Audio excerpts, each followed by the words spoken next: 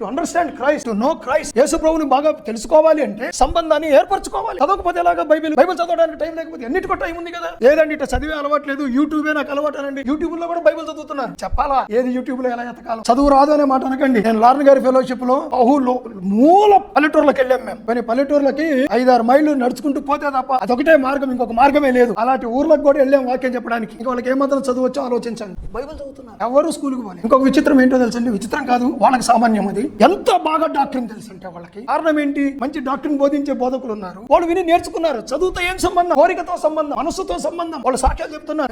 ఏం చదువు, మీరు బడికే పోలేదు కదా, ఎట్లా చదువుతున్నారు అని అడిగితే, అయ్యా నేను రక్షించబడిన తర్వాత బైబిల్ చదవాలని కోరిక వచ్చింది, పట్టుదలగా దేవుని కాళ్ళు పట్టుకొని అడిగాను, దేవా నాకు చదువు నేర్పి మాస్టర్ గారి దగ్గరికి వెళ్ళాను. ఆయన ఒకటి చెప్తా ఉంటే కూడబలుకొని చదువు వచ్చి మనం చదవకపోతే చాలా దిగువ స్థాయిలో ఉన్నామని అర్థం. మూలకు ఒక విగ్రహాన్ని పెట్టినట్టు గూట్లో చదవాలి, వాక్యం చదవాలి.